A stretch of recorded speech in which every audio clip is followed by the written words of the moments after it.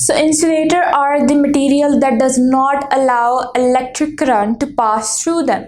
जैसे हमने कंडक्टर्स में पढ़ा था कि कंडक्टर्स ऐसे मटेरियल होते हैं जो कि अपने अंदर से इलेक्ट्रिसिटी पास करने को पास करने देते हैं। इसी तरह इंसुलेटर ऐसे मटेरियल हैं जो अपने अंदर से इलेक्ट्रिसिटी को पास करने नहीं देते, यानी करंट को पास नहीं होने देते। अगर हम इनके एग्जाम्पल की बात करें तो हमारे पास एग्जाम्पल में आता है रबर, प्लास्टिक, वुड एक्सेट्रा। ये ऐसे मटेरियल हैं जो अपने अंदर से करंट को पास नहीं होने देते।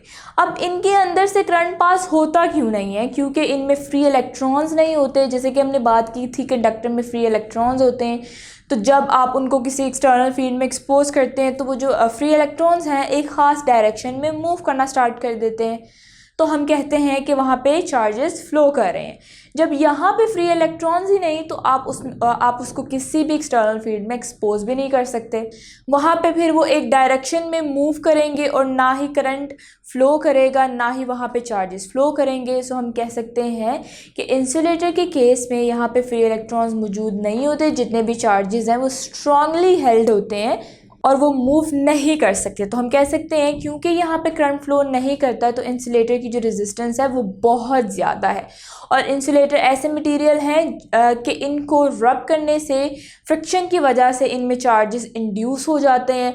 तो हम कह सकते हैं कि insulators can be easily charged by friction and the induced charge remain static on their surface. कि इंसुलेटर किस तरह से चार्ज होते हैं फ्रिक्शन से और उसकी सरफेस के ऊपर स्टैटिक चार्जेस इंड्यूस हो जाते हैं।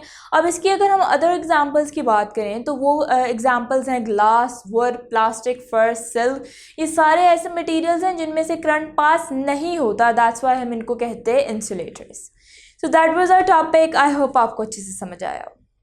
अगर आप ये लेक्चर कंप्लीट देखना चाहते हैं और इसके साथ साथ हजारों MCQs वो भी बिल्कुल मुफ्त तो अभी हमारी ऐप डाउनलोड करें हिप्पो ई लर्निंग प्रोग्राम और इसके साथ साथ don't forget to like, share and subscribe to this channel.